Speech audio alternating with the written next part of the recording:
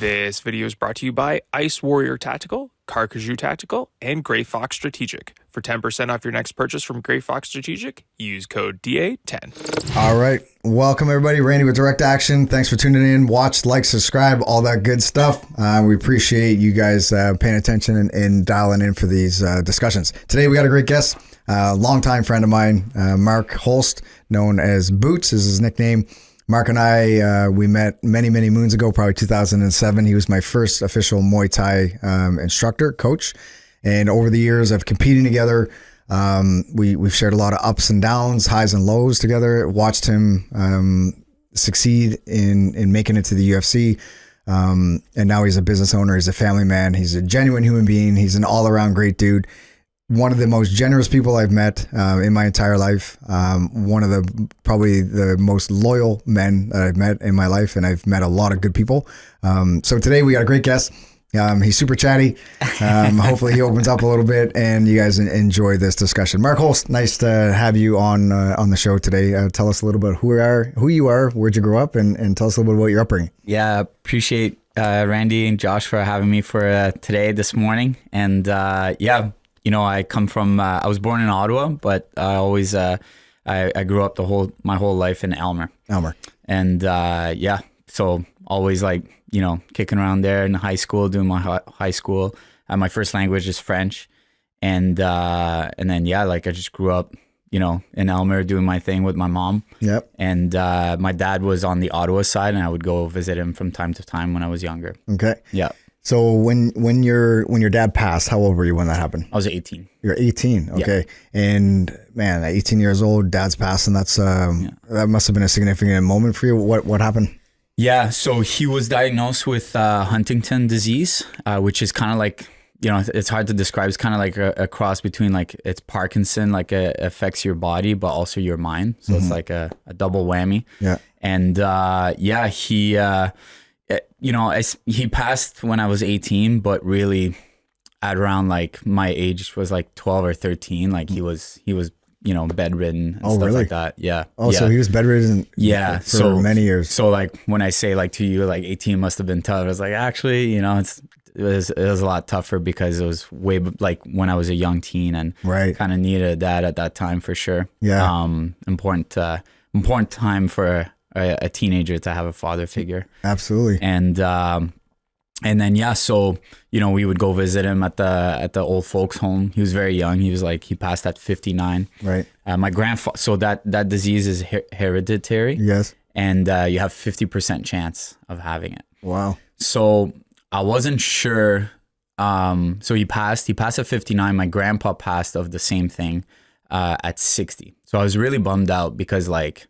You know what I mean? Like you would think like all the, you know, advancements and technology and all that, but it's not one of those things that's has a lot of medication or cures for it or anything like that still to this day. So I was pretty bummed out that my dad didn't outlive my grandfather. Yeah. You know what I mean? With all the so research. So close in age, same disease got them. And yeah, it's been like the family curse. And forgive my ignorance because I don't know much about the Huntington's disease, but is there anything, given the fact that it's hereditary, is there anything the medical professionals have offered you in terms of think about doing this or apply this so maybe we can avoid it in your case? So whenever he passed, and because I wasn't of age before, I couldn't get tested legally. Okay. I had to be tested after 18. Oh. So my mom couldn't be like, okay, let's see if you got it. Right. And it was only 2 years after I was born that the test came out. Oh. So my mom and my dad didn't know that he had it. Right. And yeah, they kind of took a chance. And then he tested 2 years after he was born, and he was diagnosed with having it. Like I said, 50% chance. Right. Pretty big. Yeah.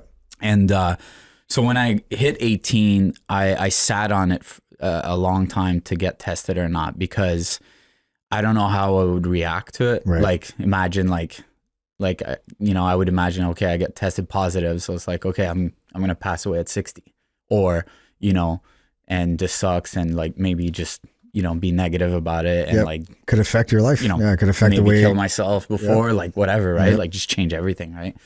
And then the other thing I would have been like, okay, like, you know, live every day like it's the last day, and Right. I don't have much time. So like, and have a positive impact on me, Right. on testing it and finding out. So at 23, sat on a long time, thought about it. 23, I went in with my mom to the hospital, got tested. And then there's a couple of results you can get back is like, number one, you have the disease and you can pass it down to your children. Number two, result, you can have the disease but not pass it down to your children. And number three is you don't have the disease and you can't pass it down to your children. Right.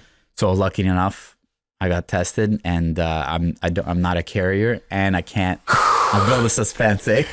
You're son of a gun, man. Like you could have told me that ahead of time. Yeah, I'm like, build don't it tell me up, that. Don't build tell me that. So not only I don't have it, but I also can't pass it down. So I broke like my family curse, you know. So like, Buddy. knowing that, I was like, man, okay, I'm gonna have children, and you know, I'm blessed. I'm gonna live the you know 100. my life 100. Oh yeah, till the wheels 100. fall off. 100 Right? till the wheels fall off. That's it. Man, we're gonna be centurions together. That's it. That's it. Wow. So yeah, Holy. that was at 23. So that was a huge. I remember like, you know, my mom like just jumping of joy and crying and like just being so happy, and yeah, it's tough. So man, okay, so you knew you had access to this testing at 18. Yeah. You waited until 23. Yeah. But man, you were also under a lot of pressure at that point. You were fighting. You were traveling all over the world, smashing people's noses in, and so like, do you feel at that time, as you look back, was the distraction of all of the competition and preparing for fights, was it something that helped you like not think about that, or was it constantly in the back of your mind? I should get tested. I should get tested. Yeah, I try to like shelf it. Yep. Shelf it. Compartmentalize it. That's Yep. right. That's Yep. right. And but I think it was like a big like driving motivator, because like you know all the interviews always ask me, why do you fight, or why did you start fighting? And like I always joke around and not say, I would always say not the real answer and be like, I started fighting because I can't sing or dance. You know, I'd use like, you know, Rockies, funny, like, yeah. just whatever, or this or that. But like now that I'm a grown man, I'm thinking more about it and being more real with, you know, you and people that, you know, genuinely want to know why, I think is because my dad was sick. So I was kind of like fighting for him. So all these years of like not being tested and being like, you know, fuck this disease, and, you know, I'm going to, you know, I love martial arts. I was like, man, I can take a good punch. I'm like, let's see where this goes. And, you know what I mean? Like I had a lot of stuff down the basement. I was like, man, okay. So I was kind of like fighting for him, you know? Yep. Yeah. So that was, it helped. I think it drove me to like do really good, you know, because like at 15, I wrote down in high school that I was going to make it to the UFC. And 10 years later, at 25, I was walking down, Amazing. making the walk for the UFC, you know. So, and that's 2 years after I got the good news that I wasn't a carrier of the Huntington. Right. Yeah.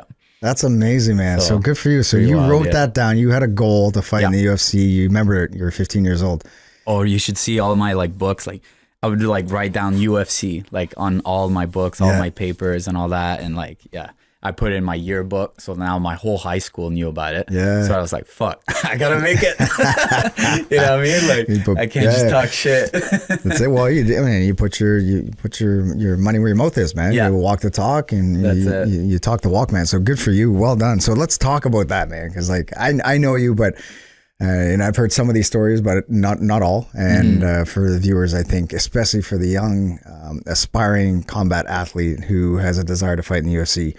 Or you know, do really well in Muay Thai or Jiu-Jitsu, because there are a lot of similarities. The arena might be different, but there's a lot of similarities to what it takes to get there. So tell us a little bit about your martial arts journey. So you started at a very young age. You started karate, correct? Yeah. All right, and then you found Muay Thai. What was that transition like, and how did that happen? So I was in Elmer, and then I found Duvers Karate there. And my first sensei was Sensei Miguel Moreno. He had a big boxing background. He had the Mexican style boxing, you know, take 3 to give 1 kind of thing, and really tough. And he was just, and he knew like, and funny enough, I asked him, I'm like, I want to, you know, do the MMA stuff. And then he pretty much lied to me. He's like, yeah, just come over and we'll train.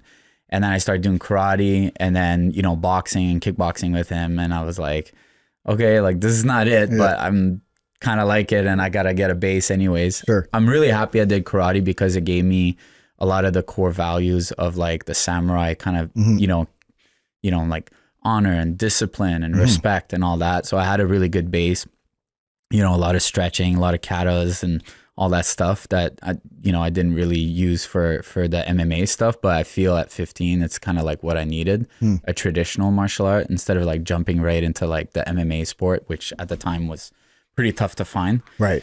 So then once I got my black belt with him, got a couple of kickboxing fights with like Jean-Yves Theriault and him. And then I was like, okay, I got to like level up and change my style. And then he gave me Pat's contact for Renzo Gracie. And he's like, go see this guy because I can't teach you groundwork. Right. And at the time I was at the top of the class. I was his top student for that school. And I thought it was pretty big of him to like literally like give his top student, which I was like working for him. Like I was like crushing competition. I was teaching all the kids class, like everything. He literally just gave me away and be like, I can't take you to where you want to go. Right. To the UFC. I don't know this ground stuff. Right. This BJJ stuff. Yep. Go see this guy. So that was pretty cool of him to do that. Yeah, Miguel. So Miguel introduced you to Pat? Yeah. And then now you're 15, 16? 16. 16 now. 16, so you're yeah. 16 years old. So what was that transition like? So now you're starting to put the gi on a little bit more That's often? it. Put the gi on. I'm going from Elmer. I'm like busing, hopping on a bus all the way to Hall, Portage. Then it crosses to Rito. Then from Rito all the way down to 1673 Carling Avenue. Wow. So every day with my big gear bag and headgear popping out and doing on the 85, for the bus. So yeah, it was big commitment, but I knew I needed to hit up the jiu-jitsu and, find some good ground fighting and get those skills before, I make it to the MMA debut. So what year would that have been? You'd have been. So I would have been like 16, 17. So that's like 2002. 2002, 2003. 2002, yeah. Okay. Yeah. Gotcha. Right on. So now you're under Pat's tutelage. He's a Renzo Gracie black belt for folks that don't know. Well, when I first met him, he was a blue belt. He was a blue belt, right? Yeah. So he was just getting his school and started and established at that time. So you come in. So now you're training under him. He's a blue belt. How does that look? So at that point, are you teaching Muay Thai? Are you teaching any type of striking? Or are you just there as a student for jiu-jitsu? So I was started as a student, and then maybe like 6 months to a year later, he hired me to teach the traditional kids jiu-jitsu program, which I had my like karate black belt, and he hired Nick and Hammer pretty much around the same time. It was pretty much Nick was first, and then Hammer, and then me like maybe like a year later after Hammer. Cool. And then started teaching for him, and then the kids class and the kickboxing program was me and Nick, and he had a really cool idea because at the time there's like a Dutch kickboxing guy, but he wanted to have a Muay Thai program, so he sent me and Nick to the Watt in New York to train under Crew Phil Nurse, now Ajan Phil Nurse, GSP's Muay Thai coach. So we would gain all that knowledge and bring it back home and teach it. So that's how like the Oama Muay Thai program kind of started with Nick and I. Very cool. That's awesome. And what was that experience like working with Phil Nurse? Oh, it was amazing. Yeah, it was awesome. I remember we're taking the elevator. So we're in downtown New York, taking the elevator, like jungle, concrete, all that stuff, and then doors open, and the gym's called the Watt, and you could just smell the incense, and then like there's like little waterfalls, and there's like brick walls. The hardwood floor is like beautiful, and it's like I was like, wow, like I can't believe like this kind of like this pretty cool gym, and they would train Muay Thai on hardwood floors. Yeah, I remember you telling me that. Yeah, that's different. And then there was a ring. Yeah, that's very different. Yeah. So I was so used to sweeping a lot, and we have mats, as you know, so it's like it was not fun. So would sweep still happen, or was that kind of you don't do that? It was kind of like you don't do that, but like I was kind of like, nah. That's like, my thing. Yeah. This is the floor you're going on it. Right. And like we're the new guys rolling up. So I was like, all right, here we go. Yeah. But yeah, it was great to train under him. Very unorthodox Muay Thai, very like slick Muay Thai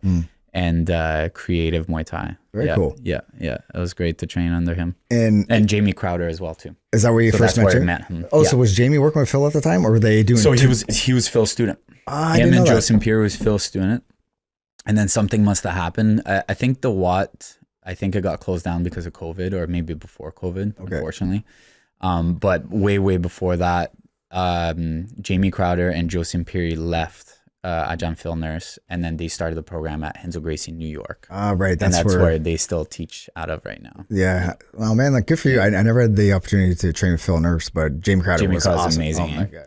Yeah. We brought him up for a seminar in Ottawa too at Awama, so we had that cool kind of like bridge to help our Muay Thai out. And, yeah.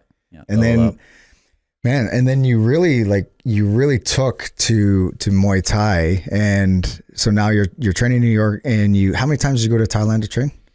I've been 6 times. 6 times. 6 times. So that was the next step. So after that, after we got Muay Thai, then we're like, okay, like Pat's like, okay, like you're teaching Muay Thai, but you've never been to Thailand. Go to Thailand, right? Yeah. So he sent me and Nick. He sent Nick first. And then he made friends. He sent them to Chiang Mai and Atlanta with Andy Thompson. That's where we met Josh Palmer. Okay. So then we fly over there. Nick flies over there for a month. He was there mostly for like the pad holding and stuff like that. Josh was? Nick. Okay, Nick was. And then that's where he met Josh Palmer down there. And was Josh there as an instructor or as a student? He was there as a student, as a fighter. Okay, very cool. So Nick went down there to be like more like training and pad holding and teaching. Came back, tagged me in. Then I want to go fight there. Yeah. Because that was my thing, and I'm a teacher too. Yeah. And then I remember Nick's like, oh, I already made some friends for you. And I show up there and like Josh Palmer is like hugging me and being like, hey, welcome, showing me around. Awesome. I was like, oh man, that was great. So like Nick set the playing field for me. And then away I trained. I did the fight there with Lana, met a whole bunch of cool dudes like Josh. And then from there, Josh, half Canadian, half Irish. Yeah.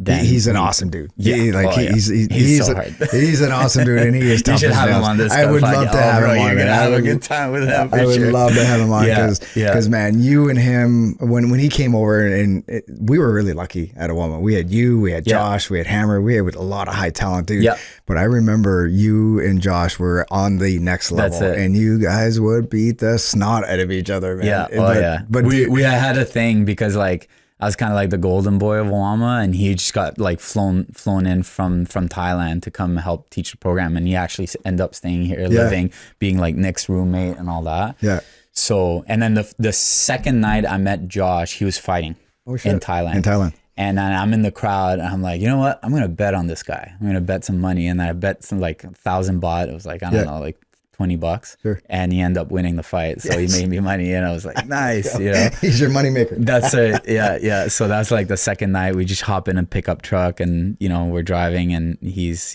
getting ready for the fight. And then I end up fighting twice that month, and then coming back. Wow. Yeah. Very cool. Yeah. So Thailand's of good times. So when you come back now, you got a whole bunch more experience and knowledge, and now you're running the Muay Thai program. And then before you made it to the UFC, which we'll talk about here shortly, but because your passion is really Muay Thai, and it's been Muay Thai as long as I've known you. Like you were my first instructor that taught me how to throw a proper punch, to be completely honest, or throw a combination of sorts. Like it was awesome. And I remember that was 2007, 2008 timeframe. But man, during those first couple of years that we knew each other, you were traveling all over the place. You were competing everywhere, beating the snot out of all kinds of people. I'm like, who is this savage? Training camps or fighting. Yeah. Lots of traveling. Yeah. My mom never wanted me to fight because she's a mom, right? Yeah. And then whenever I said like no more high school, she's like, okay, you got to finish your high school. I like barely finished my high school. I finally got my high school diploma. And she's like, all my cousins went to college and Cégep and all that. Yeah. And then I remember crying to her. I think it was like 16, 17. It's like, you'll see, Mom. Like, I don't need that. And then like my dad was a teacher. My mom's a teacher. All my like mom's families, like all lawyers and judges. They're very like university and all that stuff. Yeah. And then I was like, you'll see, Mom. I'll be like, I'll have more money than my cousins because they're all like going to university. I'll be happier than my cousin. I'll be more famous than my cousin. Like, I don't want to go college or university. And like, I just like kept going. And she would got interviewed a whole bunch of times in my fighting days. And she said that whenever that happened, she was like, you know what? I have a choice to like support my son and I have his back in this, like be a gladiator mom. She'll always use that. Like, I'm a gladiator mom. Like, cool. And, have his back and support him, be a good support system.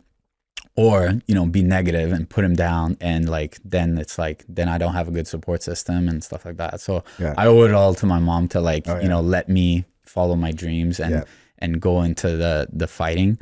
And your mom's a sweetheart, man. And like, I don't mean to interrupt you because I do want to hear, you know, what she was going to say, but it's pretty unique. There are a lot of dudes that I know have great relationships with their moms and stuff, but man, you can tell whenever your mom comes into the gym, checks in on you, know, maybe drops you off coffee, says hello or whatever. It's just, she is such a proud mom, and she's just got a heart as big as this city, you know. She just got she has lots of love to give, but it's really cool to see that you guys got a nice, healthy relationship. But sorry, so what was she gonna say? But to go back on like you saying like I'm traveling everywhere, like that's what my mom was, so because she was a world traveler, like she was, you know, she traveled to like Vietnam during the war and all that. Like she was like, she's got so many like cool trips, and she's been all around the world. And I and her never thought that with martial arts, I would travel so much. Right. Like I've seen the world with martial arts. And it's like, it's pretty cool because like, you know, Brazil for Brazilian Jiu-Jitsu and Thailand for Muay Thai and fights everywhere. And, you know, Greg Jackson's for MMA and Albuquerque and all that stuff. So it's like, you know, whenever I started traveling, like she was like, oh my God, like she came to me with me in Argentina because I was fighting there. And like, she liked tango. So I was like, okay, come watch me fight. And then you can do your tango meanwhile and stuff like that. Like she never thought, you know, like she went to see her friends in Vietnam and I was in Thailand. So we met up for a steak. And like, you know what I mean? Like she never thought I could like get to that level, but also travel with martial arts. And I don't think a lot of people think that whenever you start martial arts and fighting that you travel a lot or whatever, but yeah, it's pretty cool. And it's cool that you guys got to experience those things together too, right? You travel a little bit together. That is cool. Where of all the places you've been for fighting, is there a place that stands out the most where you're like, man, I'd either you'd go back there again in a heartbeat, or it had a profound positive effect on who the man you are today? Thailand is like such a trip fighting there, like the lifestyle. So I think I've fought around 25 times in Thailand and I've never lost. Let's go. I know, crazy. And it's like, I try to compare it to, it's like, okay, what did I do different? It's like, I literally train 3 hours in the morning, go back to bed, watch a movie, eat, train 4 hours at night and go back to bed. Home, it's a little different, right? So I'm like, I attribute the lifestyle and just like, also like the way they fight, it's kind of like hockey. Like who cares? Like most Thais don't even say their record. Like, oh, I have like 20 wins and 5 losses. Like they'll say like, I have 100 fights. I have 200 fights. I have 300 fights. Imagine asking a hockey player how many hockey games he plays. He probably wouldn't, like, he'd be like, I don't know, 10,000, right? Like whatever. Like, oh, hockey player, how many wins and losses you have of your hockey game? They don't care. They don't keep count. So it's kind of like that mentality, right? In Thailand. And I felt very, very happy there to fight. Even though I was alone, I was very focused. I was happy. And I think maybe my style helped a lot too, with like heavy focus on boxing, but still kicking a lot. So like looking back, I only figured that out a while back. I was like, I lost a lot of Muay Thai fights, but I was like, wait a minute, I never lost in Thailand. Ever. Wow, that's a little feather. I fought like 25 times. So it's like, and like with like high level fights there too, like the old Lumpini and on King's Cup and at King's birthday. So and that's amazing, man. Pretty proud of that. Yeah, when you think about, in comparison, if you were to think about Thailand with their fighters, there'd be the equivalent of hockey players in Canada, right? Like it's like they was 3 years old until they were like, they can't do it anymore. That's it. So good for you, man. That's amazing. Another trip. I don't know if I ever told you, that was in 2007, my Guam fight. Oh, yeah. Have I ever told you about that one? We spoke about Guam, but I don't know if you actually shared the story. Sure. So Guam, so Pat got contacted for Team Canada to go fight Team Guam. It was me, Nick, Remy Morvan, and Clint Martin. We all went down there, and I think weren't you on that? I was possible. I think so. I was in Guam, and there was Sean de Grand Pré or something like. There's another guy. Yeah. Well, you were around at Guam back then? I was, and I was in Guam one time, but it was at a different time. Oh, okay. But that's I remember us talking about it. I was at a Guam at that time though. Yeah. And what was cool is like, as you know, it's like huge army base there and all that stuff. So we got like taken on the tarmac and like see the huge planes. And I think there's a memorial for canines there because they did a big like part in a war that was there. So we got to see this, and so you're allowed to carry on the island. Yeah. And the fight is taking place on a baseball diamond. Okay. Like literally like 50 yards from the ocean. Okay. They pick the canvas for the ring. It's not a canvas, it's vinyl. So in between fights, okay, you see the mist coming from the ocean, like glistening on that must have been like wrestling vinyl, right? Yeah. So they're putting like surf wax to like make grip on the ring. Oh my. Half the people got turned away at the gate because they were carrying.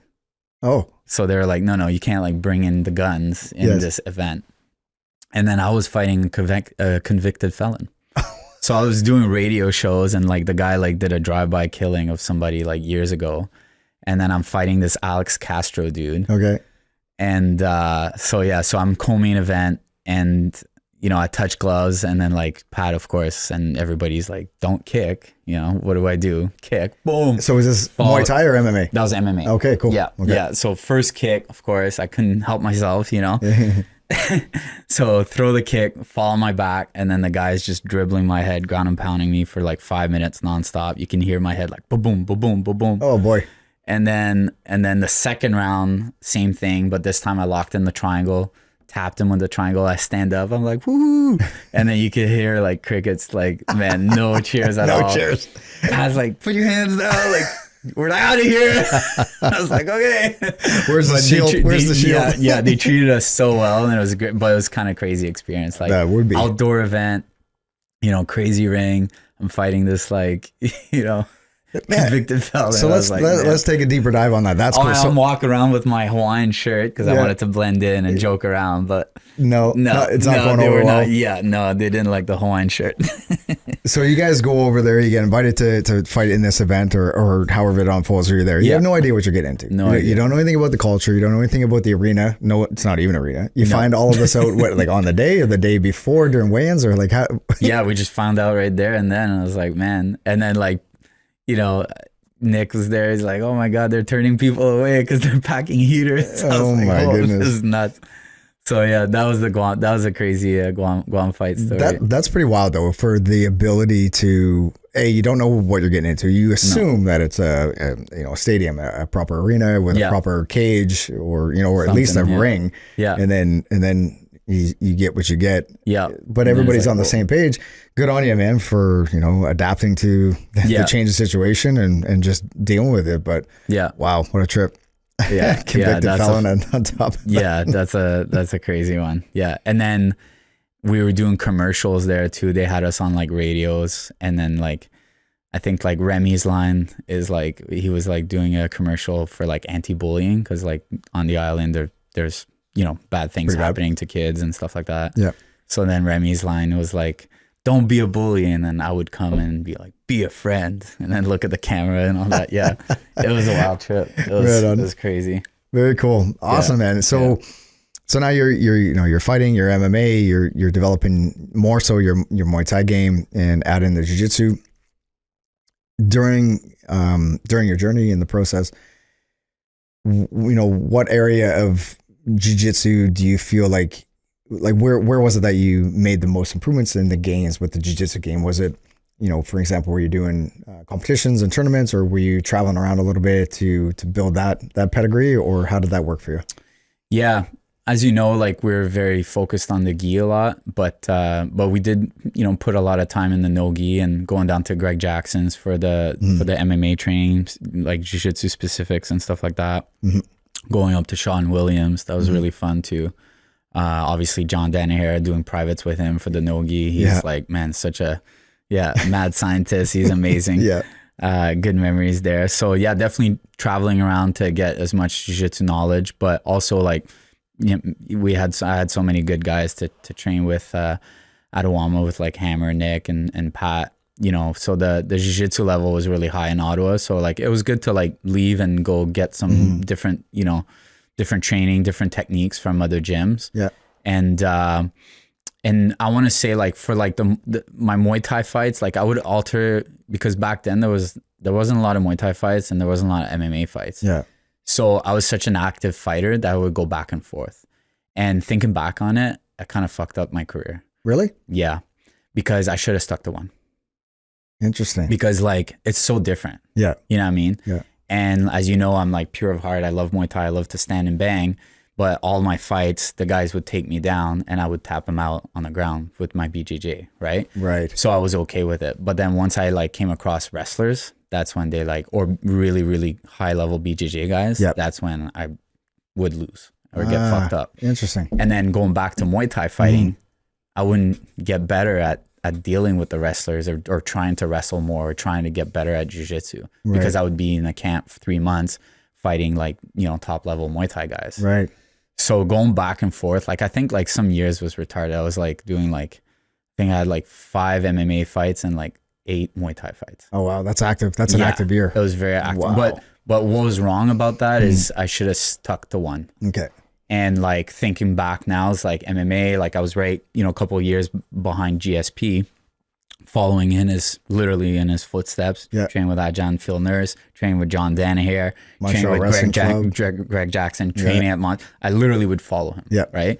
And everything except for TriStar, because like Oama, Ottawa was so close. Right. So, but like all his like outside help, like I would have all the same. So I'm following into his footsteps.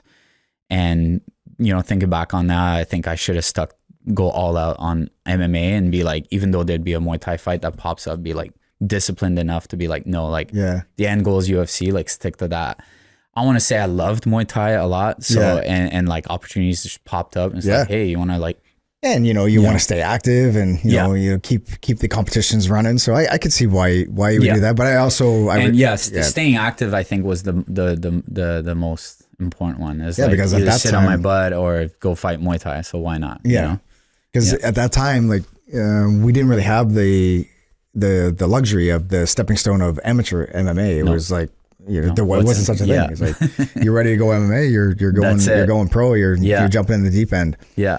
Interesting. Yeah. So if you were to do it again, that would be the change. I would pick one or the other. And like I could pick Muay Thai too, because like Muay Thai is hot now with ONE FC and this and that. Obviously back then maybe not as hot or not as much money and this and that, but at the end of the day I was never fighting for money anyways. Right. So I don't know where my heart would have taken, because whenever I would fight MMA I would get really discouraged with guys like trying to take me down and keep me down. And not being like active on the ground. I was very aggressive BJJ style, which is like shooting triangles and you know, like I'm not like a holder. I'm like a submission guy. Right. So if you're gonna do that with me on the ground, that's fine. But if you're just gonna hold me down, then it's like, what are we doing here? Right.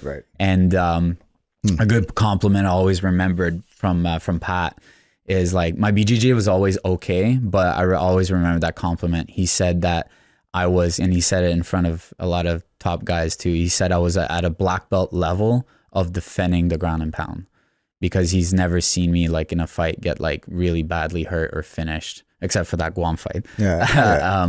Really badly finished with ground and pound. So he said I was like at that black belt level of defending strikes on the ground. Which is good. I was like, nice, that's cool. But like I couldn't stand up from there. And so I want to say I probably would have picked striking, like K1 or Muay Thai, because sometimes I'd get really frustrated with the MMA if it wouldn't go my way. That's fair. That's interesting. I remember Pat telling me the same thing when you and I were fighting MMA together. He's like, bro, your jiu-jitsu is so ugly. It's so ugly. It doesn't need to be pretty, bro. It doesn't need to be pretty, man. Jiu-jitsu for scrapping, not for the sport, I guess. Right. But anyway. The sport jiu-jitsu is so different.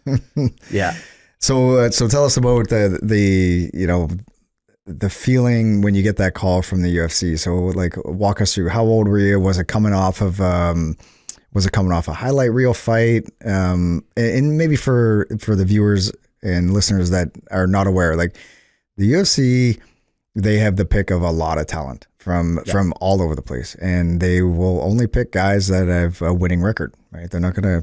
A guy might have a very in-depth pedigree of fight, but if he's coming off 2 or 3 losses, they're not even going to give him a short look, let alone a long look. So what was it like for you? How did it unfold? So I got signed to fight Corey Hill, rest in peace, in Detroit, And he had just came back from a devastating loss in the UFC by breaking his shin. It's like, you know, Right. Anderson Silva, Yes, like I when the remember that. shin breaks and it falls and gets all squiggly and waggly. So that just happened to him. And then so he didn't get released from the UFC. UFC said, how about you go fight on a different show like XFL or whatever, XCF, and let's you know get your fighting back, and then we'll come back. Yeah. So he got scheduled to fight me. So I won against him. Toughest guy ever. We both weighed in at 155 pounds. I go in the cage, super small cage, of course. Yeah. I touch gloves with him, and I just look up like this. He He's is tall. 6'6". 6'6", At 155. 155. Wow. I was like, man, as if, because like my strategy of cutting so much weight is to get the reach, right? Right. And I was like, that's the first time I never had the reach, Right. right? So I was like, oh man. And oddly enough, he was more of a wrestler, so I kind of get it. But like, I guess he must have heard about my striking. And what was cool is like, I was always repping Team Renzo Gracie, so everybody thought I was a jiu-jitsu guy. But you know, if they've really done their research, they can see that Right. like I'm a striker mostly. So first thing he does is take me down. And he's just ground and pounding me. And then I remember I got him in an arm bar. I broke his arm. Oh, shit. He didn't tap. What? Then I got on top, and then I got the Kimura, and I popped his shoulder out, and the ref stopped. Wow. Yeah. He's the toughest guy I ever fought. Wow. Yeah. So after the fight, super happy. And so defeated a signed UFC fighter. And then crickets, nothing. So then the Ultimate Fighter season is casting in North Carolina. And I drive down there, and then it's Spike TV, and then it's going to be GSP, one of the coach, and Josh Koscheck. Very cool. So I'm like, okay, that's all right? So drive down there. There's the audition. There's like 500 people, and Bruce Leroy's there with the big fro, and like all kinds of real fighters, but also like gimmicks and this and that, whatever, right? Yeah. And then the first component is grappling. Dana White goes, and he's sitting at the table with the Spike TV crew. He's like, okay, 50%, guys, 50%. I'm like, yeah, nobody's going fucking 50%. No. So I shake hands with the other fighter. They're just matching people up. And then I'm like, you know what, fuck this. This guy, like, I can feel his grips locking up. I'm like, hey, he's going 100%, so I'm going to do that. Boom, knee bar him right away. I was like, boom, take that. And then, like, there's like 5-6 injuries, like, throughout and it's just cast. And the guys are just supposed to flow roll to show Dana White. They know what they're doing, yeah. They know what they're doing. Yeah.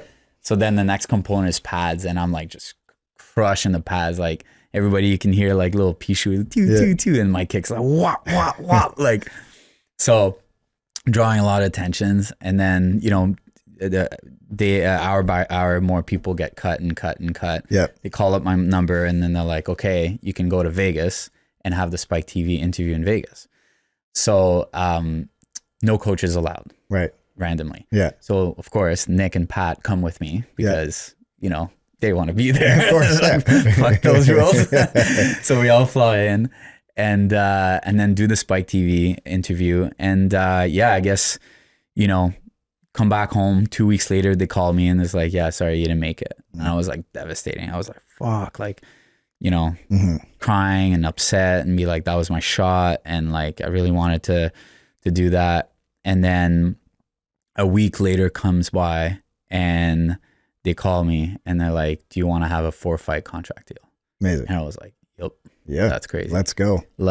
So like through the roof, like huge down. And then they call me back and be like, so then I'm like, wait a minute. I don't have to do months of TV and be in the Ultimate Fighter house and have to deal with all this drama bullshit and all that. And you're giving me like, this is the legit way to enter the UFC is like, you're good. Yeah. Here's a fucking contract. Like the good old way, right? Yeah. Not like Contender Series or TV house and stuff like that. So I was like so honored and so happy that I made it like that, and being the first one of Ottawa as well too. So that was like, man, I couldn't believe it. Then I go up to Montreal wrestling training. George St. Pierre, we're training, pulls me aside. He's like, I heard you got signed. Congratulations. Just so you know, it would have been cool for you to be, you know, on my team and in the house on the house. Yeah. But and he told me that I always remember, he goes, it's a really good blessing that you didn't go through the Ultimate Fighter season, because even if you win this, the contract out of that you get is terrible. terrible money, terrible condition, terrible shit. Really? I was like, I did not see that coming. Nope. So like being signed, with a 4-fight contract deal, more money and less like clauses and BS and stuff like that. Yep. So Good I was for you, happy man. with that. So that's how that happened.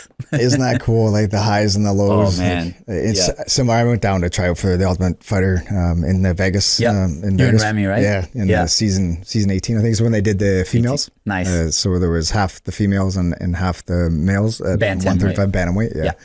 And similar, man. Like you made it further than I did. I didn't get the interview. They was it with Spike TV as well? They're probably not. I don't remember. It might have been. Might have been? It might have been. Yeah. Okay. But very similar. You go in the grappling. They call you in 40 people at a time. Yeah. Do the grappling piece. Kind of silly when you think about it. Well, when I there was like an aha moment where you fill out a bunch of paperwork, as you know, and they want to know what your record. And the very first thing they did is they get you to step on the scale and take your shirt off and take a bunch of pictures. Very first thing. So they call you up. All right, take your shirt off, step on the scale.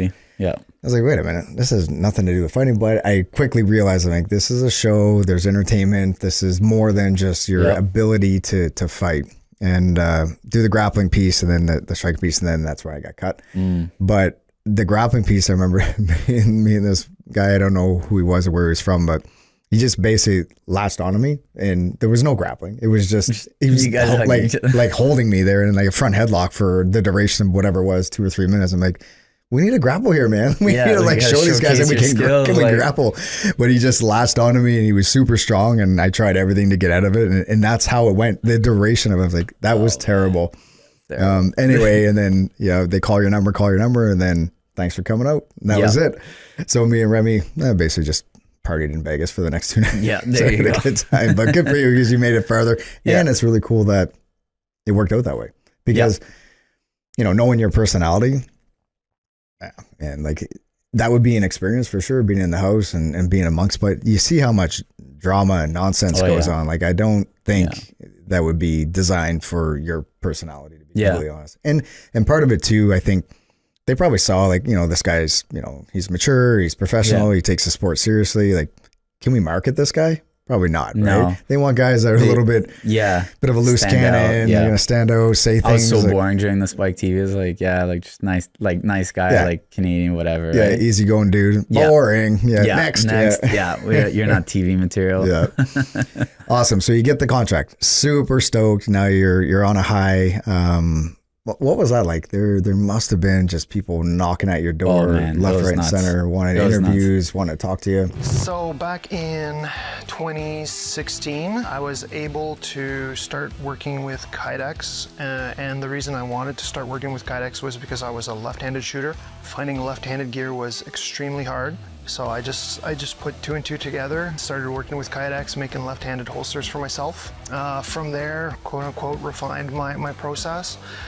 Started making gear for buddies that were cops in military, and it literally snowballed from there. Everything that we do is handmade by shooters for shooters, and there's a lot of other Kydex companies out there, and they are also for shooters by shooters. But we take the time and we care about what we do, and I think that shows in our products. Like working here, this is our home. We brought it from home and we created a home. Our kids have worked here, so this is our home.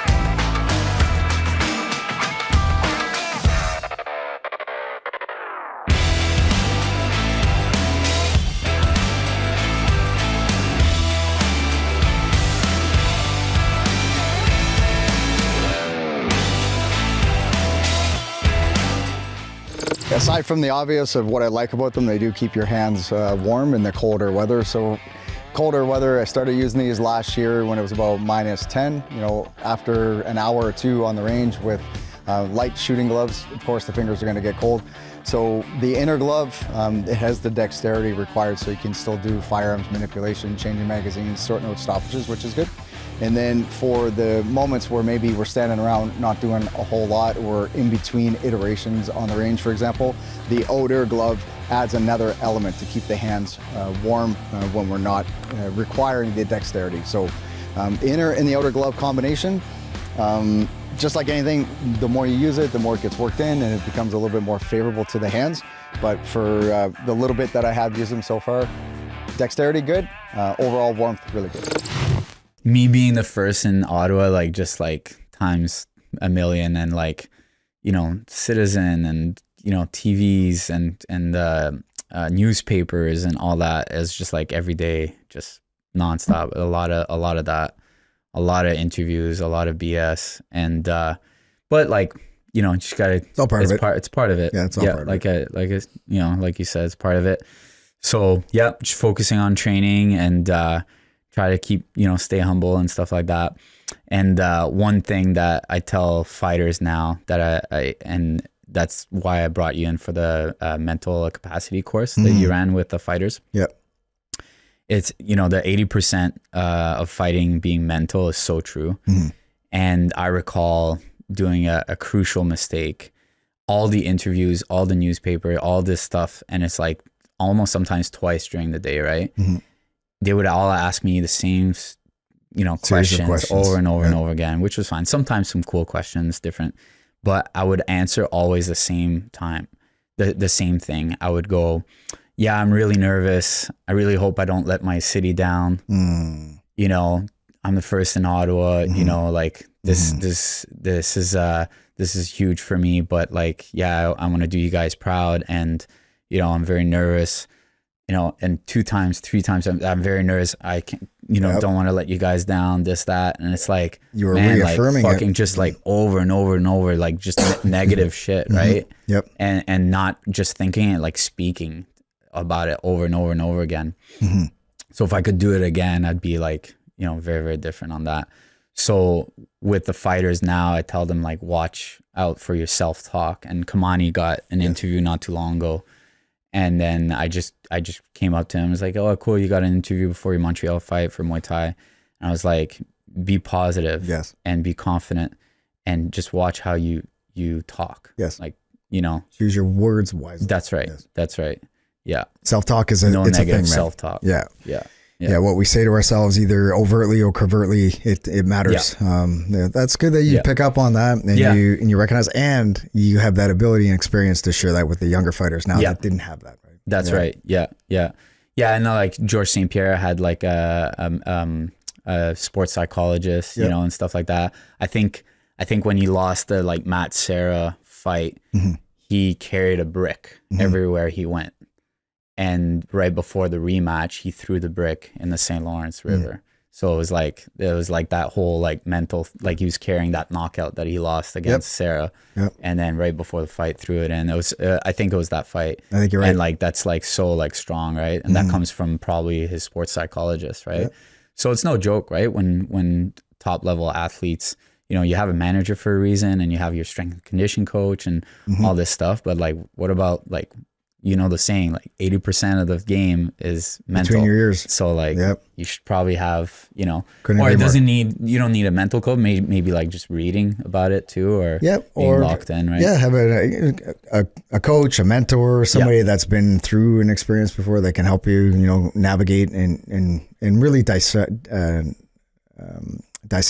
thought process. You know, what are we thinking about and why, and then how do we reframe it to get the most desired effect out of our training and preparation, but also when it comes time to perform on demand in the moment right now. That's it. Yeah. The self-talk and out loud, not just in your head. like Ali, right? Like saying he's the best and everybody. I'm not only the greatest, I'm double the greatest, you know, like all these, you know, he's on the train and like supposedly like every post that he sees, he says, I'm the greatest. So it's like, he's on the train and it's like, I'm the greatest, I'm the greatest, I'm the greatest. Like imagine doing that for a 2-hour train. Like the guy's going to believe in it. And Kamani did that as well too, pre-fight, you know, like saying like, I'm too fast, I'm too strong, I'm hungry. Like he would say that out loud in the back room. And I really like that because it's like, man, like, and then he crushed his opponent. You know what I mean? So I was like, awesome. It's good. It's good stuff. It is a thing, man, for sure. It does. It works. There's lots of data and literature to support it. It's not, you know, it's not, what do they call it? Like witch's juice or whatever. Like it's for real. Yeah. Awesome. So now let's talk about how long was it? So you signed the contract and then how long did you have in preparation before your first fight? I think I had like about like 3-4 months. I had 2 full camps for both of them. So my first fight was against a wrestler in Vegas, John Gunderson. Yeah. And then he pretty much like held me down, shut down all my subs, and won the decision. Yeah. So super upset, you know, lose my Vegas fight. So that was at the Ultimate Fighter finale. Oh, cool. You fought on that card. Yeah. Okay, cool. Yeah. So that wasn't like a pay-per-view. And then I got lucky enough to get to fight again, a second chance, but this time at the O2 Arena in England for UFC 120. So that was the pay-per-view. Right. And so, yeah. And then that one I lost to a straight BJJ guy. Sass. Yeah, Paul Sass. Right, with the triangle. He popped my heel and my knee with the heel hook. And then, just couldn't recover, got caught. Was that first or second round? I don't remember. First round. First round? Yeah. Shit. Yeah. And then I got cut from the UFC. So they signed you for 4 fights? But they cut you after the second? They can cut you after the first? Yeah, that's true. Yeah. So, and when they released you, what'd they say? Did they give you any explanation or anything? No, I wouldn't have known because I was just a fighter. It's like, that's what you have managers for and stuff like that. But crushed. Yeah. So it's like all-time high, like, you know, make it. It's like first in my city. Yep. And like my dream come true, like, you know, in high school, I'm like writing about making it, you know, 10 years later, I made it. And it's like, I made it, but I didn't win at the show, right? Buddy, so, that's okay. I know. You made it. Buddy, like, honestly, we have, it's funny, we're talking about the mental stuff, right? Sometimes we have this approach where it's like all or nothing, right? Or it's like everything has to be so matter of fact, where we forget to celebrate the small victories, right? It's like, okay, I lost two fights in the UFC. That doesn't mean anything. Yeah, you fought in the UFC amongst the best of the best in that sport. Yeah. Like that is the highlight, right? And I think it is worthwhile for not only, you know, people that we're trying to inspire and motivate to see, like, you don't hang on to that brick, so to speak. You made it. Yeah. You made it. And no one will ever take that from you. Ever. Yeah. So regardless of the outcome, the losses, the wins, like you made it. And there's not a lot of people that can say they walked in those shoes. So that's something to be proud of. Yeah. I'm proud of you. I appreciate that. It's pretty remarkable. On that note, you know what I should have wrote at 15 years old? Yeah. Make it to the UFC and win. Fair. Yeah, fair. Right? Yeah. Yeah, it's because I just said make it to the UFC, you know. So but I appreciate it. I'm proud of myself. I'm very proud of that. It's funny, like you know, if you cook chicken and you know, a whole chicken, sometimes you get the chicken wing or the wishbone. I think it's what it's called, like basically the breastbone. Yeah, make a wish. Yeah, make a wish. You do that? Yep. Okay, so we do that too. And it's funny. Natasha, my wife, and I, like she doesn't eat meat, but if I have that, I'll do it with her. I'm like, here, make a wish. And what we say to ourselves is important, and I'm aware of that more so now than I was even 10 years ago. Mm-hmm. But what I say to myself whenever I make a wish, it's not I want more money, I want this. It's like this is, and it sounds corny, but I make that wish, and almost every time it's the same wish. I want to perform better tomorrow than I did yesterday. Nice. That's my wish. Yeah. So whatever I did today, I want to do it just a little bit better tomorrow. Yeah. And that's good. Yeah. So when you wake up and, you know, we make decisions every single day and how we approach that with the mindset of just be a little bit better tomorrow than we were today. 1%, right? 1%. Yeah. And I love that. Yeah. It keeps you motivated, but good for you, man. So that's your UFC journey. And then if you don't mind, talk us through a little bit. So you get cut. obviously in the dumps a little bit. Retire right away. What? Quit. Yeah. You did? Oh yeah. I didn't know retired that. 3 times. But no, I didn't know that. Oh yeah, right away. You're Done. like, that's it. That's it. Pissed. Oh shit. Yeah. Because you and I fought on cards together. Yeah. 2 years maybe later. Yeah. Yeah. So I'm 25, I get cut from the UFC. I'm like, yeah, I'm done. Yep. It was a job. I was like, well, I didn't have the fun anymore. Okay. And when I fight and I'm having fun in there, like I perform well. Yep. It was very, like the stress, this, that, like it wasn't, the training was tiresome. I needed a break. It was like freaking it's a lot, 10 man. years nonstop. Right? It's a lot. So retired. But I want to say when I said I'm done hanging up the gloves, I knew I was going to come back. Yeah. And then like me and you fought, you know, 2 years later on cards and stuff like that. And I did it once too. I walked away and came back. Yeah. Yeah. Yeah. I remember. But I also, during my career too, where I was fighting, you and I were fighting, when you, like, we were together a lot, training, traveling and whatnot. And I remember feeling that kind of mental and physical fatigue at some point where I didn't say I was retiring or quit. I just said, I'm taking a break. I'm just going to walk away from a bit. And it was because 2 parts, like it's demanding, the MMA regime is demanding, but I was also operating at the unit at the time. So there was just a lot of pressure, but I do remember saying I'm going to take a break. But to support what you and I both went through kind of at the same time is the first time I said I retired, I knew the same thing. I said it. I'm like, I don't believe that. No. So I said it, but I'm like, done. And I don't believe it. I'll be back. So what was it that motivated you to come back? Was it after I just missed it. Yeah. I missed it. And like you said, like I said, I retired, but like I knew I was going to come back for a couple more. I can't like retire on a loss. Right. Yeah. And, I found the fun back. And then that's what I just trained for training, train for fun, and own some skills and keep getting better and, teaching a lot. But yeah, just finding the fun back into it. Good. And then when I was good and ready, I was like, all right, let's fucking run this again. Yeah. But the second time, I think I was okay with like fighting fights just to fight fights. Like I didn't care about like belts or titles, or I didn't think I was gonna be back in the UFC, and I was okay with it. Yeah, I think the first time that UFC came to Ottawa, there was kind of like an inkling of me that was like, okay, like maybe you should get on. Maybe there's a guy that drops, and I slip in there and stuff like that. Yeah, I thought that was gonna happen too. To be honest, yeah. So for all of us, right? We're all there, good and ready, fucking, salivate. Yeah, salivating at the right opportunity. at the mouth, like being like foaming at the mouth, be like, give me a.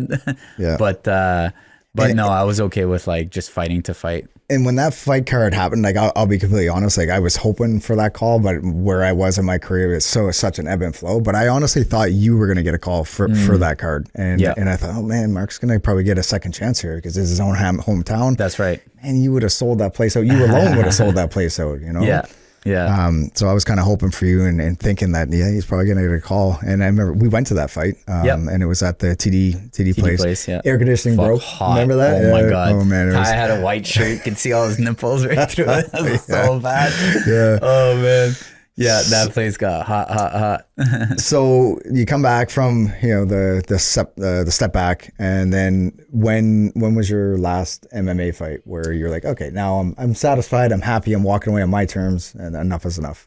So my last fight total, it was 2016. So next year it'll be 10 years that I'm happily retired. Yeah, and so that was a pretty cool story. So Jean-Charles Skaboski has this amazing Muay Thai show called Best of Siam that he hosts in Paris.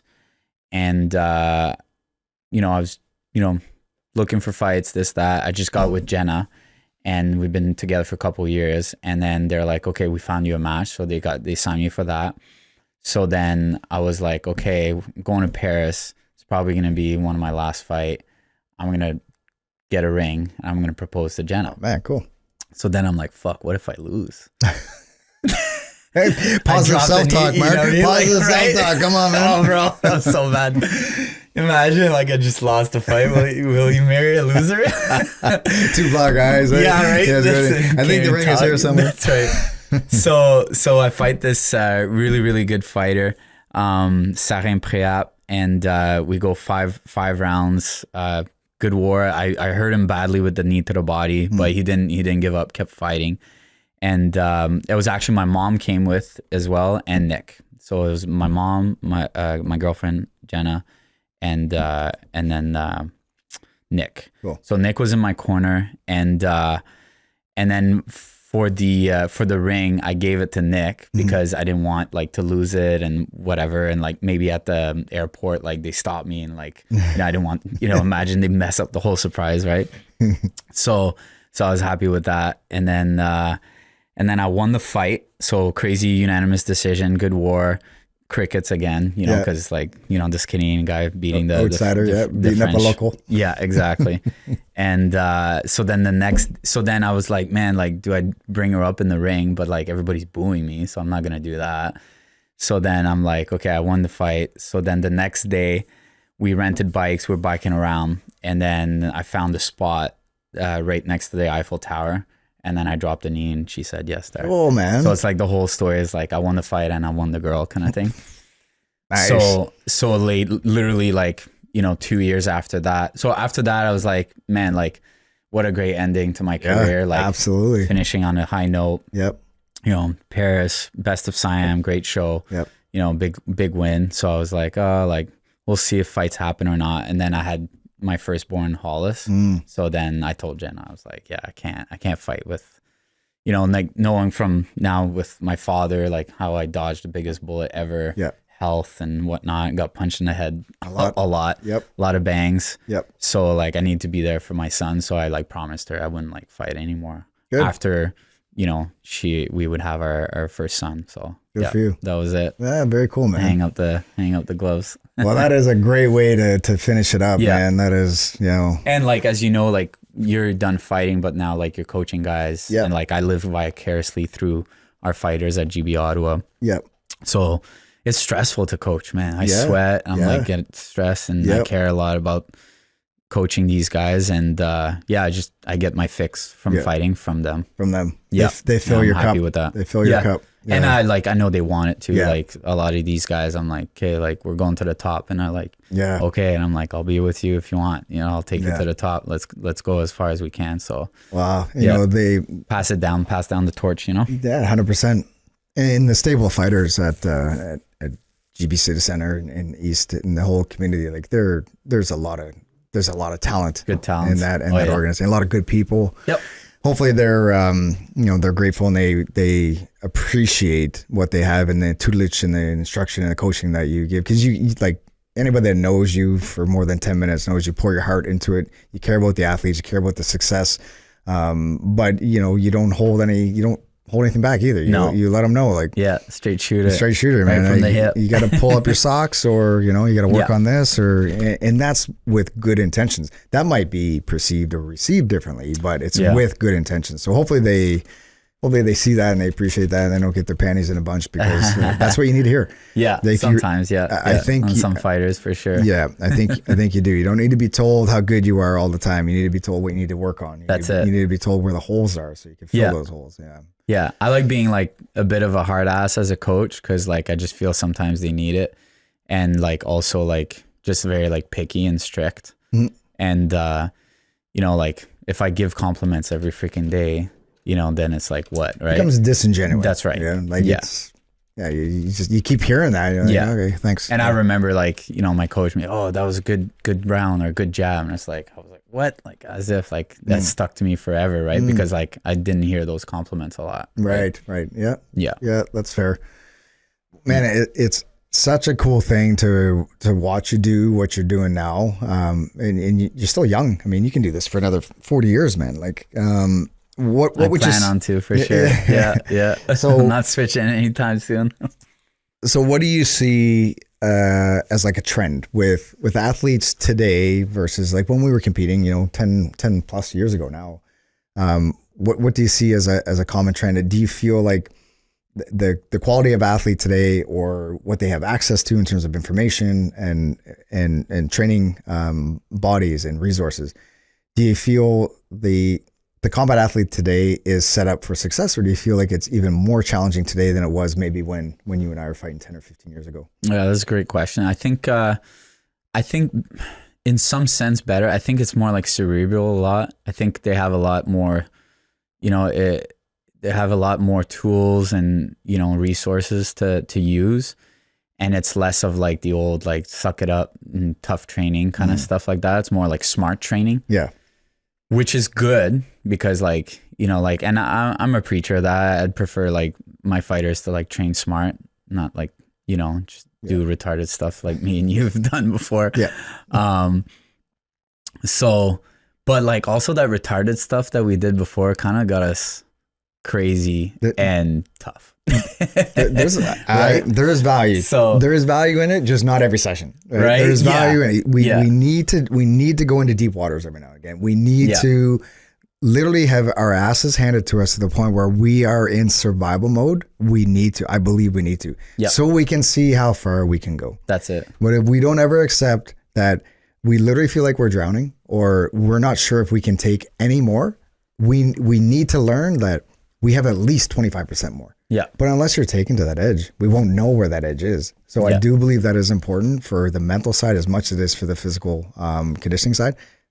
Just not every session. Not every session. Not every week. And like things like sparring, like heavy sparring and stuff like that. You would hear like Donald Cerrone and Robbie Lawler, they stopped sparring for like their whole camps. They wouldn't even spar.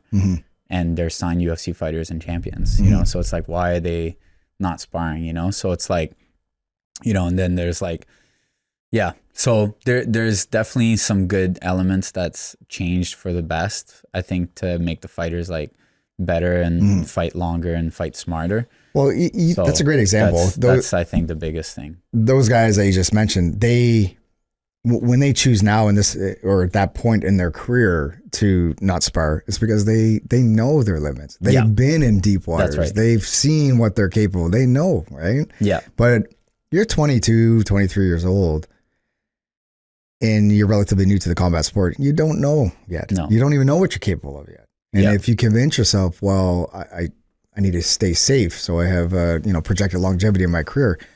Okay, I get it. But you also need to know what you can take and how tough you actually are, because there are dudes that are high level Muay Thai, MMA, jiu-jitsu practitioners, like high level, skilled dudes, but they are mentally weak. Yeah. Or they're living a falsified, maybe embellished sense of what they think they're capable of. Yeah. And I think They think they're tough. Yeah. right. And it's like, just careful, man. You gotta actually test those waters and see what you're capable of. In my opinion, that's just my opinion. No, I definitely, I'm with you on that. For the next generation, like they need that a little bit more, I think.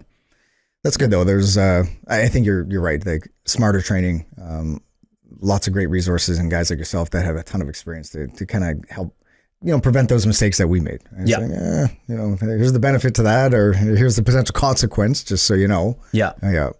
Cool, man. So like what, if you don't mind, what is your vision for your boys? Do you want them to get into combat sport? Do you want to wait until they get a little bit older and make that decision? Or will you take the approach like your mom, and whatever they want to do, you'll just support them? Yeah. So like my oldest, Hollis, he's taken on jiu-jitsu pretty good. I wanted him to like do it just for self-defense and like, stuff like that. My youngest, Riker, not yet. He's a little young, but hopefully he gets to it. He's I thought for sure was going to be the one to jump in, but no. So it was kind of a curveball, but I'm happy with it. I joke around with everybody. He's like, oh no, I'm going to get them in like golf or tennis or like even like soccer or hockey, like whatever. Right. Cause like, I say I have like brain damage for everybody, enough for the whole family, right? So, but like I want to say, like I'm a little bit nervous. To be truthful, I'm a little bit nervous that when they get a little bit older, they're gonna be like, oh, I want to, be like that, or like do the family, in my footsteps kind of thing. And it's like, man, like you don't have to, it's okay, like I fought a lot for everybody. I'm good. Yeah. So like I'd be happy for them to be like have hobbies and like go in belts and do Muay Thai. Sure. But like in competing, and that's what happened with me. Like I got into martial arts because it was fun and I was good at it. I never thought I was gonna really compete. Mm-hmm. And then next thing you know, like, you know, my father being sick, and I was like, you know what, I want to fight. So it's like, it was kind of like the gateway, right? It was like martial arts. I had a little bit. I was like, oh, okay, let's do sparring. Oh, I'm pretty good at sparring. Okay, I want to fight now. Yeah. You know what I mean? So I'm a little bit nervous that might happen if I expose them to martial arts, that they're going to gravitate towards fighting like I did, because I did it. So I'd prefer them to do other sports. Yeah. Golf, tennis, badminton, you know, I mean, like if they want to be pro athletes, like, you know, get in there. That way there's no like concussions or brain damage and stuff like that, and get paid a lot more money than fighters, right? Yeah, so it's like, more money and no like head trauma, or so there's that. But you know, I'll be pretty proud and happy if they do want to do the fighting, but I don't want them to do it because I did it. Right. And so I'm not going to push. And they can train, they can, you know, evolve their skill sets. They don't have to compete. No. Right. I think some people measure an element of success based on, you know, competitions, or how much they actually fought, or, you know, how many jiu-jitsu, you know, like you can enjoy the sport, you can get really good at it, and you don't have to compete. No. I think some people like you and I would put into that category. Personally, I was driven by the competition. I loved to compete, and I would compete in anything just because I'm a competitive guy. Yeah. It's like, why do martial arts if you're not going to compete? Like, what's the point? Yeah. Like, we have probably that same mentality. Kind of mentality. Yeah. Right? Where I don't believe that's accurate. I think some people have a competitive edge within them. So no matter what the sport, golf, tennis, hockey, whatever, they just have this inherent want to compete and want to win. Where I think if we cultivate it and kind of encourage it in such a manner where, man, you can train every day. You don't have to compete. And in fact, you will probably enjoy it even more without the pressure of the competition. So I think there's something for everybody. But, you know, if the boys have... they're going to watch this video and be like... they might have that competitive edge, and we may have to revisit this conversation. That's right. Yeah. Like I said, like if they want to choose that path, like I'll support it. I'm not going to like push them away from it. Yeah. But I'm definitely not going to like push them towards that path. Like I really want to be like hands off and be like, oh, if you like soccer, great. If you want to do this or whatever. Your path. Yeah. That's cool. Yeah. That's kind of my approach. Right. Well, I'm nervous. I'm nervous. Let's talk a little bit about head trauma and mental health. When I say mental health, like for folks that maybe haven't been exposed to the same pressure that Mark has, and the requirement to perform and to compete, not only in the event itself, but all the leading up to it. Where are you at right now? Like, are you, from a head trauma perspective, do you still spar today? And when you do, how do you contend with the fact that you only got one nugget and you got to take care of it, and you still got 40 years, 50 years, maybe 100 years of life left in you? Is it a concern for you, or do you think about it? Yeah, definitely. It's funny. I was just talking to Nick about that, my last couple sparring session. And funny enough, the sparring that I lead and try to get the guys to go, like, everybody's very controlled to the head. So I do still spar with all the guys. You know, I just turned 40, and I was like, you know, and then I kind of lied, you know, like I am retired as a fighter, and I live like vicariously through my fighters fighting, but also like I get in and do the sparring with them and stuff like that. I just think like as a coach, like this is pretty cool, because like none of my coaches really did that. And it's kind of cool to have a coach that will teach you, but also like spar with you and be your sparring partner. So it's kind of like, I feel that they like it, and I like it too as a coach, to be pretty committed, hands-on, and like, and they're all pretty nice to me and whatnot. You know, accidents can happen, but I feel that the sparring, like, just this is my workout, and it's kind of like the once a week. I can't do twice a week anymore. Yeah. I tried twice a week, 3 times a week. I've scheduled like, you know, one training session with, I forget who it was, maybe like Sammy. And then we did, you know, I was like, oh, let's do 12 rounds of boxing. And then the next day is my Wednesday, 11 a.m. sparring. And that was a bad idea. Yeah. So, and I remember like I used to spar like for camp sometimes, like stupid amount, like 3, 4, 5 times a week, back to back to back, like when I was, you know, in camp. And man, oh man, like did I dodge a lot of bullets. And I was very lucky, because like the sparring back then was pretty wild, and I was doing like silly amount of rounds, right? Yeah. So I limit myself. I know my body now. Yep. and I limit myself to a good hour of sparring a week, and just keep it at that. But yeah, I'm conscious of like, you know, like it can, you know what, the pad holding. Holding for the body kicks, the rattling, I feel it, like my brain might be like a little detached, a little loose, and it's like shakes it.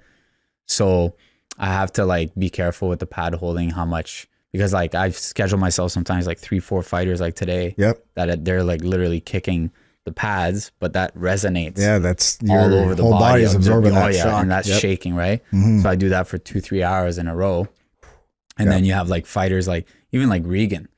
You know what I mean? Like she fights at 105, and I'm pretty sure like maybe like last year she gave me a concussion via pad work. So it was like, man, like I held for the kicks and it was like boom, boom, boom. There's a lot. And I was like, she's very powerful kick. And I was like, oh man, like I felt dizzy after I had like concussion symptoms. I believe it. So, and I was like, it was too much, you know? So, you know, scheduling more breaks in between, and, you know, maybe like holding the focus mitts a little bit more. That way they don't like, it's really the kicks, the pads, the knee to the body, the kicks. It's like, man, it's a lot. Some of these guys kick really hard. Like, do they ever? And, you know, and it's tough too, because you want to give them the best opportunity to. I'm the coach. That's what I'm supposed to do. Hold the pads, right? Yeah. But I also have to take care of myself, and like, man, it's doing a disservice to everybody, and myself and my family, and the fighters too. If like, hey guys, like I overdid it on Monday. I held pads for 3 hours, and now I'm messed up and I can't hold pads anymore for like a week or two. Yeah. So I got to be smart with that. For sure. Yeah. That's tough. Spread that out a little bit. As you know, you've done a lot of privates, right? With holding the pads, and it's like, it's a lot. It is a lot, man. It's the repetitive stuff. Same thing with boxing. Yeah, it's all the boxers. That's man, why they have so much like concussions and stuff like that. It's like 12 rounds of like just tick, tick, tick, tick, tick, like that. I feel it too. Like I find after the Wednesday sparring, I don't fully recover until like Saturday. Oh shit. Yeah. Like I wake up a little bit, you know, a little bit foggy, a little bit droggy on Thursday morning. Okay. Friday it's better, and then Saturday I'm back on track again. And it's but like it's once a week, and you know, I'm just cautious. I'll look at the schedule. You know, so if I'm going to come in and spar on Wednesday with you guys, then I'll look at what I'm doing Thursday and Friday. And depending on what I'm doing Thursday and Friday, I may not, but generally I try to build that in. But I do notice the recovery takes a little bit longer. Yeah. But I mean, it's also too like years of other accumulative, you know, effects to the brain. Already like, banged up. And man, stuff explosive like that. breaching and shotgun work, and like, it's all accumulative, right? It adds up. But interesting. So what do you, aside from trying to schedule and give yourself more breaks, what about the like supplementation? Do you take anything for the brain to kind of help you out? No, I heard good things about like the omegas and all that stuff, and like other things. Yeah. But no, I'm not. Creatine, I would recommend. Creatine monohydrate. That makes sense because the brain's protected by water, right? So a lot of creatine, you can drink that every day. You're not gonna overdo it. Yeah. Omega-3s, and then I would recommend, you know, a variety of mushroom powders. Okay. Yeah. Like, okay. Cool. Lion's mane mushroom powder. Yeah, lion's mane. Yeah. Kamani takes that before his fight. He's you and him talked to me about that. Yeah. That's sweet. Yeah, that's stuff that will help with the brain function, helps with cognitive clarity, helps with, you know, immunity support. So, you know, these are little things that we could make changes, you know, and it's not a big expense, but, you know, it'll give you projected longevity, right? Yeah. You know what I'm surprised with is like, obviously like it's kind of messed up to say, but I'm surprised there's not more deaths in MMA because of the weight cuts. You know, the water protects the brain. Yeah. You're dehydrated yourself for like 20 pounds or 15 pounds. Yep. And now you're going to get your head smashed in. Yep. You know what I mean? Like literally 24 hours later. Yeah, it's a good point. And it's like, man, and it's like, I feel boxers cut a lot of weight, but it's like the repetitiveness. But like, I like ONE FC, how they have the rehydration test to like limit that. And then other tournaments that I support from Muay Thai, they now weigh in the fighter every day of the tournament. Oh. As in before you would weigh in Wednesday. Yep. Then you can fight Thursday, Friday, Saturday, Sunday. So you're fighting multiple tournament days. Like sometimes divisions are crazy. Right. And you just did a huge cut. Right. Right. So now you have to weigh in every day of the tournament. So it deteriorates. Right. So it forces the athlete forces the fighter to at their natural weight. That's right. Makes sense. That's right. That's good. That's good. So with like MMA and stuff like that, it's like, man, like these guys like, and I just look back on myself. Like I think my max I would like cut like in the sauna like 17 pounds. Ooh, that's a lot. That's huge. That's a lot. and I'm fighting this guy the next day. You know what I mean? Like my brain's like all your organs, organs are under stress. You know, Yeah. and the brain being the number one active muscle in the body. Yeah, that's not early on in my career. I had to do the MRIs, and they spotted I had a scar on my brain from fighting. So, and then I had to get a second opinion, and then hopefully, and thankfully that doctor okay, like you've had that scar for a while, we'll let you have your fight license. But like I almost got cut like forever right there. Wow. Yeah. So take care of that nugget, buddy. Brain bleed when I was younger. Yeah, but definitely, Lion's Mane. I'm gonna get on that. And there's other ones too. That makes a lot of sense. Yeah, like chaga mushroom powder. Okay. Lion's Mane, turkey's tail. There's a few of them, and there's a lot of literature out there too to support what the benefits are. But look into it. Keep that brain healthy. That's it. Need to. Awesome, buddy. Well, we're coming up onto an hour or so, I guess, maybe a little bit over. I know you got things to do. I would like to ask one more question if you're open to it. Go for it. For the 20, 21, 22-year-old version of yourself, somebody that has aspirations to fight in the UFC, what advice would you give yourself if you're looking at yourself in the mirror? What advice would you give yourself now, knowing what you know now versus when you're 20 years old? I guess another way to word it is, what do you tell the young athletes that tell you, hey, Mark, I want to fight in the UFC one day? Man, surround yourself with a good support system. Get people that believe in you, and then have good like self-talk, believe in yourself. That's number one. But the support system's huge. Like my mom, like cooking all my meals, and the white fish tilapia and sweet potatoes and asparagus. Like, man, like I couldn't have done it with my mom. Yeah. So the support system and like the people around you need to believe that you can make it as well too, right? They need to be like literally walk in the same direction as you, Yeah. So surround yourself with like good people that believe in you, believe in yourself, and just go for it all out. All in. Love That's it. Thanks, buddy. Well, I appreciate you taking the time, man. It means a lot, and I know we could unpack a whole bunch of other stuff too in another hour or so, but you got stuff to do. But thank you very much, man. Thanks for having me on here, brother. Cheers. Cheers, appreciate it.